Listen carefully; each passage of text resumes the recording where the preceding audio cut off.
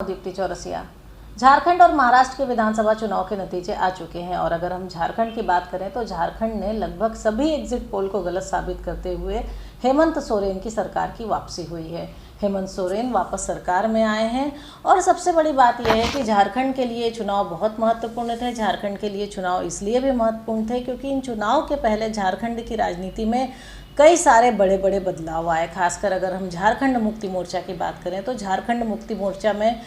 ये स्थितियां रही कि पार्टी में बड़ी फूट हुई। बड़ी फूट इस लिहाज से रही कि लोकसभा चुनाव के दौरान सोरेन परिवार की बड़ी बहू सीता सोरेन ने बीजेपी का दामन थाम लिया, तो वहीं विधानसभा चुनाव के ठीक पहले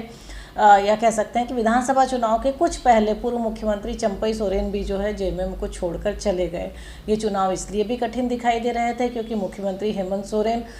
को एक लंबे समय तक जेल में रहना पड़ा था। उनके ऊपर कुछ मुकदमे चल रहे हैं और जब तक वो जेल से वापस आए तब तक उनकी पत्नी कल्पना सोरेन ने जो है पार्टी की पूरी कमान संभाली और इन चुनाव में जो पूरी रणनीति रही पार्टी की तरफ से वो कल्पना सोरेन की तरफ से रही। चाहे वो कार्यकर्ताओं की बैठक की हो, चाहे वो रोड शोज़ को लेकर जो है किसी तरह की रणनीति तैयार करनी हो, तो कल्पना सोरेन ने भी इन चुनाव में जो है जमकर मेहनत करी। तो इंडिया गठबंधन ने वहां पर चुनाव लड़ा था, लेकिन इंडिया गठबंधन की भी बजाय कह सकते हैं कि जो पूरी झारखंड की जो जीत है इसका पूरा का पूरा क्रेडिट झारखंड मुक्ति मोर्चा को जाता है क्योंकि इंडिया गठबंधन के घटक दल तो उनके साथ थे, लेकिन जो मैदानी स्तर पर पूरी मेहनत करी थी वो अकेले जेएमएम ने करी थी, जेएमएम के कार्यकर्ताओं ने करी थी। अब इसके बाद सबसे बड़ा सवाल ये उठ रहा है कि आखिर झारखंड का मुख्यमंत्री कौन होगा।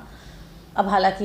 ये माना जा रहा है कि हेमंत सोरेन को वापस वहां का मुख्यमंत्री बनाया जाएगा, लेकिन ये सवाल इसलिए भी उठ रहा है क्योंकि राजनीतिक गलियारों में इस बात को लेकर भी चर्चा है कि मुख्यमंत्री हेमंत सोरेन के ऊपर जो मुकदमे चल रहे हैं वो अभी लगातार उनमें जांचें चल रही हैं और अभी जब मुख्यमंत्री रहते हुए ईडी ने उनकी गिरफ्तारी करी थी तब उनको मुख्यमंत्री पद छोड़ना पड़ा था और अभी भी वो मुकदमे लगातार चल रहे हैं। इसलिए माना जा रहा है कि हेमंत सोरेन पे चूँकि मुकदमे चल रहे हैं तो पिछली बार की तरह किसी स्थिति का सामना न करना पड़े, इसके चलते जो है कल्पना सोरेन को भी मुख्यमंत्री बनाया जा सकता है क्योंकि कल्पना सोरेन ने उनकी गैर मौजूदगी में इस बात को तो साबित कर दिया कि वो पार्टी की कमान बेहतर तरीके से संभाल सकती हैं। तो जेएमएम के अंदर इस बात को लेकर भी विचार किया जा रहा है। जो सूत्र बताते हैं कि अगर सरकार की कमान कल्पना सोरेन को दे दी जाए, हालांकि एक दो दिन में झारखंड मुक्ति मोर्चा ये कह सकते हैं कि झारखंड में मुख्यमंत्री की ताजपोशी की तारीख भी आ जाएगी और अभी तक तो यही माना जा रहा है कि हेमंत सोरेन मुख्यमंत्री पद की शपथ लेंगे,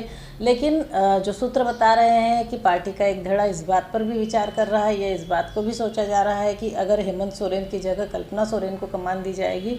तो जो जिस तरह की अदालती जांचें बीच में दिक्कत दे रही थी मुख्यमंत्री हेमंत सोरेन को, उससे भी बचा जा सकता है।